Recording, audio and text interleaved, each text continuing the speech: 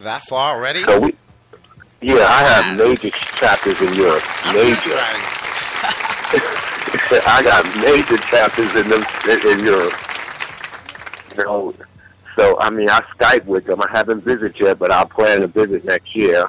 Now, give us some of your ballroom experience in the New York chapter. You know, when you went to balls, some of the balls that you walked. You know, some iconic moments. Who do you look up to, etc.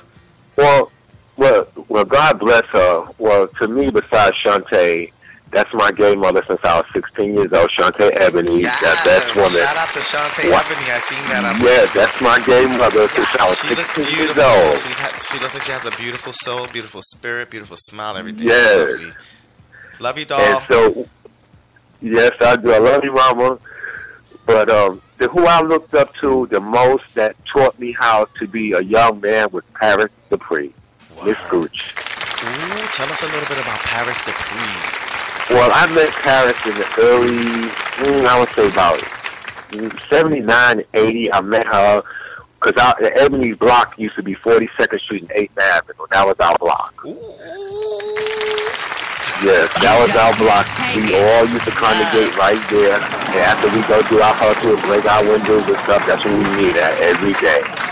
And so, I used to be on Heron. Never shot it, but sniffed it. I had a 3-bundle-a-day habit. And Paris used to come by the train station. I don't know if kids are familiar with me. And the game room used to be downstairs in the subway on 8th Avenue. Wow. And Paris used to come by and make me go home. Chase me away. Get off the block. You supposed to be a father. Look at you. And now one time I cursed Paris out for anything. Okay, Gooch, I'm leaving. It was out of respect. And out of respect, then Avis took me on the way. Avis used to make all my sequins and the crack ice jackets for evening wear. Shout out to Avis Garnett. Avis, and then she turned me on to Dory and Corey. And so I started hanging out with them, coming over for dinner and doing things. They showed me how to make money and stuff like that, but that wasn't my thing. You know, my thing was a lot of it. I need a lot of money, you know, because we didn't believe in after Cashmere came to the house, and Abby was one of my first daughters, Abby, Cashmere. You know, so we didn't let her, and Susan Ebony, God bless her.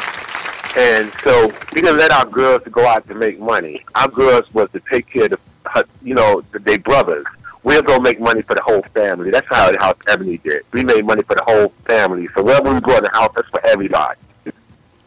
Wow. And that's how we did, you know. Unity. And so we have very, very good unity structure. You know, the ladies take care of the house, the guys go get the money. Work. And that's how we did for many, many years. And that's what made Paris and Avis and all of them, they showed me what it was to be a family and to be a leader of a family. And, you know, they showed me that you can't do things like this, but you're doing to have the respect that you want. And so they used to chase me off the block. And one day I just woke up. I didn't go to rehab or nothing. I cleared my own stuff up. Wow. You know, and so I could say today I'm 25 years and stronger, clean. Congratulations. You know? Yes, so, amen. I mean, I love something like that. So I had my share of ups and downs. I know what it is. I don't know what it is to be hungry because nobody in the house eat unless we all can eat. And we did this every day. My mother moved out our brownstone and moved in a retirement home and gave us a 3-floor brownstone house in Brooklyn. Any given day, you find 50 kids at my house every day. Wow. And we used to call it Camp Davis. And that was our hangout spot. My mother loved it. She knew where we were when we all were together. You know, and then I started meeting DeRay and Margot, you know, and they used to start coming out to Brooklyn. You know, and then they showed me, you know, more about the garments and how to style it and how to bring it, you know. So I took more pointers from the girls, the feminine girls, because back in the days there wasn't too many bush queens walking. Really? You know, the drag queens was the highlight of a ball. Right. You know, they came with the U-Haul trucks with the back pieces and all that, and then the entourage and stuff like that, you know. So for you to be a well-known butch queen out there in the community, you really have to have yourself together. I know that's right. And so to keep the respect with them, you know, if Avis and Paris and Pepper and all of them gave you their blessings, you know you had to be doing the right. So I watched them, how they ran their house, and I said, my house going to be stronger than all houses. And I kept, you know, I was like just following them, just looking at how they do things. And I said, I'm going to do things this way, but I'm going to implicate the things they taught me. And I brought it to my family, you know, and these days, a lot of the things I teach my kids is working because I have so many kids in my house that is so productive in society, and that's why I ask that, you know, you be productive. You know, ballroom go be there. Get your life together first, and then if you got your life together, you can have ballroom together. Okay, real rap. Wow. So who are some of, you know, your opponents in Ballroom in New York chapter? My who? Who are some of your rivals? People you battled, you walked against, friends? Oh, well, David Stravaganza. Yeah. Well, you know, he was an enemy. You know, me and him used to battle so much for evening wear. Oh my gosh. It's so many different ones, but a lot of them is not here. I hate to say that, but a lot of them is not here no more. God bless their souls. Rest in peace. Yes, you know, because when the epidemic came in the early 80s, you know, it was a funeral every week. Wow. Let's talk a little bit about the epidemic. How did you guys, well, how did the community deal with this epidemic?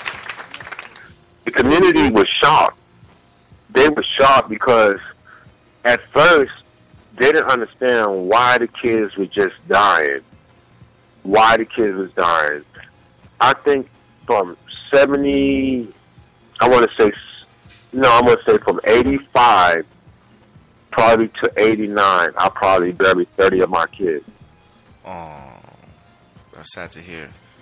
You know, they was just passing away, and people was shocked because first it's a cold. They didn't understand. They thought people just having pneumonia. It wasn't no medicine, nowhere to go, no finance. People were just dealing with things on their own. And I watched some of my kids go from 200 pounds into like under 100 pounds in weeks. I watched Richard, I watched him getting to go blind. And nobody knew nothing. Nobody had no answers. And it's a touching feeling because they were so close to me, though, you know, and everybody was just passing away with no answers. And then it didn't help any because everybody had addiction. Because we glowed up, and people know what free spirit is. We glowed up in the hippie time. Right. Well, so not only back then, but it still goes on today. You know, drugs is right. It's still going on today. I don't want to hear it. You know what I mean? So not to take it so harsh. You know what I mean? But if something is ever mentioned about drugs, it's like to pay it because like it's like a style or trend for some people. You know, people grow out of it. That's it. No biggie. You're right. But I'm a very good advocate right now. I'm down with Boundary Prosperity out here in Texas. And I do, you know, we do a lot for the community. I'm very much on awareness. I push awareness in everything I do. We promote it, you know. I'm pretty much want to try to reach the kids, you know, because that's one of our goals for the House of Ebony, to open up halfway houses. Word, congratulations. That's hot. You know, that's one of our goals, you know, and so it's more than just being a house, you know, and we're making our house into a brand that we could be able to get back to the community. Wow. Yes. And so we're in process, as we speak, we're in process now, looking for buildings and stuff and getting our papers finalized. I am absolutely happy for you. Congratulations, my love. Yes, thank you so much. So awesome. It's a lot going on with the house. The house is branching out in so many different areas in the community. We do a lot of networking. We do a lot of fundraisers. Like last year, we did Christmas for the whole House of Rose in Atlanta. We fed 75 kids, plus gave each one of them toys, coats, and clothes for all 75 kids through the House of Ebony. You know, we go to shelters, we do homeless events out here, we raise money, we do toy drives, we do food drives. I mean, we do a lot for the community. We give back a lot. You know, it's not just, a lot of people don't see us outside a boardroom. They think we're just a thug house, and that's just an image.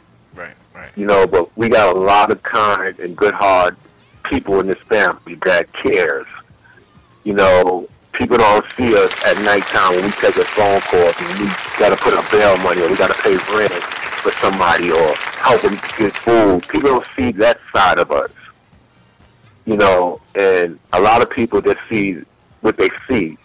But it's so much that my family does for the family and for others too, so I really commend them for that. Work. That is so amazing. I love it.